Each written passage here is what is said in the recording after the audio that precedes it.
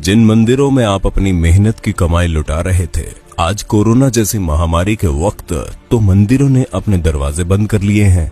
मंदिरों में बैठे ब्राह्मण मंदिरों के खजाने पर कुंडली मारकर बैठे हैं। देश में इतनी बड़ी आपदा आई है, करोड़ों लोग घरों में कैद है। देश में मेडिकल उपकरण की भारी कमी है। देश आर्थिक तंगी से गुजर रहा है, लेकिन देश के मंदिरों ने एक पैसा भी दान नहीं किया। इन मंदिरों में बैठे ब्राह्मणवादी अरबों खरबों के चढ़ावे पर आसन लगाए बैठे हैं। ट्विटर पर #मंदिर में दान देना बंद करो ट्रेंड चल रहा है।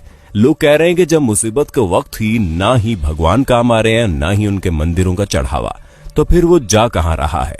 आइए आपको बताते हैं भारत के मंदिरों के पास कितना पैसा है। देश के अमीरों की बात आती है तो अक्सर अंबानी, टाटा और बिड़ला का नाम आता है। हालांकि आपको ये जानकर हैरानी होगी कि देश में कुछ मंदिर ऐसे भी हैं जिनके पास इन अरबपतियों से भी ज्यादा संपत्ति है।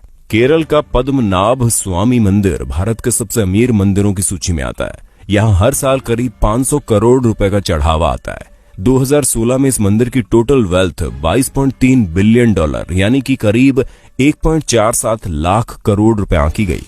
आंध्र प्रदेश के तिरुपति बालाजी मंदिर की टोटल वेल्थ 52,000 करोड़ रुपए है।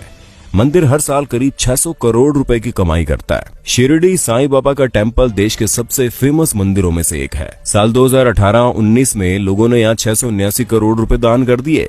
शिरडी मंदिर की कुल संपत्ति 2200 करोड़ से ज्यादा है। जम्मू के वैष्णो देवी मंदिर में सालाना 500 करोड़ से ज्यादा डोनेशन आता है। मंदिर के पास 1200 किलो से ज्यादा तो सोना ही है। वहीं मुंबई के सिद्धिविनायक मंदिर की सालाना कमाई 125 करोड़ से ज्यादा है। भारत में कुल 6,38,000 गांव है, 5,000 कस्बे और 400 बड़े शहर है। अमूमन हर गांव में मंदिर होता है। शहरों में तो देवी देवताओं के अलग अलग मंदिर होते हैं। इस हिसाब से भारत में 6 लाख से ज्यादा मंदिर है।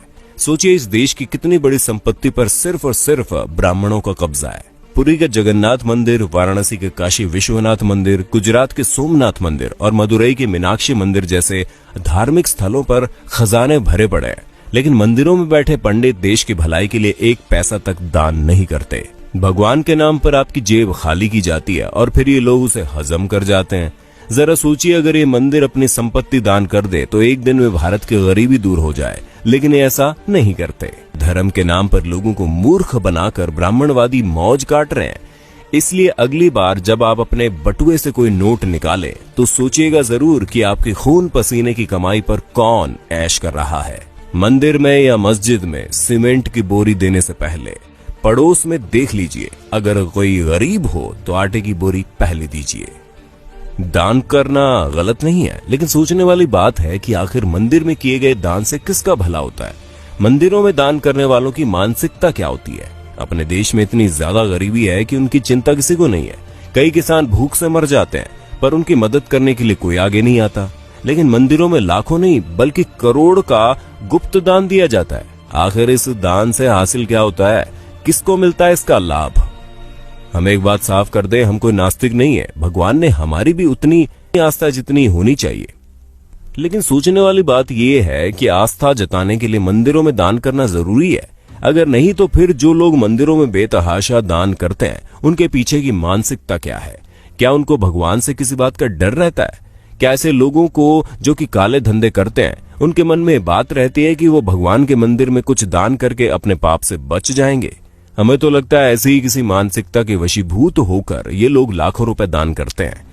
लेकिन इनके दान से किसका भला होता है? हमारे देश के बड़े बड़े मंदिरों की हालत क्या है, किसी से छुपी नहीं है। लाखों दान करने वालों के साथ वीआईपी और वीवीआईपी के लिए तो इन मंदिरों के द्वार मिनटों में खुल जाते हैं। इनको भगवान के दर्शन भी इनके मन मुताबिक समय पर हो जाते हैं। लेकिन आम आदमी को घंटों लाइन में लगे रहने के बाद भी कई बार भगवान के दर्शन नहीं होते। कभी कभी लगता है कि भगवान भी अमीरों के हो गए, खासकर बड़े मंदिरों में विराजने वाले भगवान। शिरडी के साईं बाबा के दरबार के बारे में कहा जाता है कि वहां पर सभी को समान रूप से देखा जाता है। लेकिन हमारे एक मित्र ने बताया कि जब वो शिरडी गए थे तो वीआईपी पास से गए थे और उनको दर्शन करने में कम समय लगा। यानी वहां भी बड़े छोटे का भेद है। संभवतः अपने देश में ऐसा कोई मंदिर है ही नहीं जहां पर छोटे बड़े का भेद ना हो। किसी वीआईपी या फिर अमीर को हमेशा लाइन में लगने से परहेज रहता है। वे भला किसी गरीब के साथ लाइन में खड़े कैसे हो सकते हैं? लाखों का दान करने वालों को क्या अपने देश की गरीबी नजर नहीं आती? क्या ऐसा दान करने वाले लोग इन खैराती अस्पतालों, अनाथ आश्रमों में दान करने के बारे में नहीं सोचते। जिन आश्रमों में ऐसे बच्चों को रखा जाता है, जिन बच्चों में संभवतः ऐसे बच्चे भी शामिल हैं जो किसी अमीर की अय्याशी की निशानी के तौर पर किसी बिन ब्याही माँ की कोख से पैदा होते हैं, क्या लाखों दान करने वालों को अपने देश के किसानों की भूख से वो मौतें नजर नहीं आती?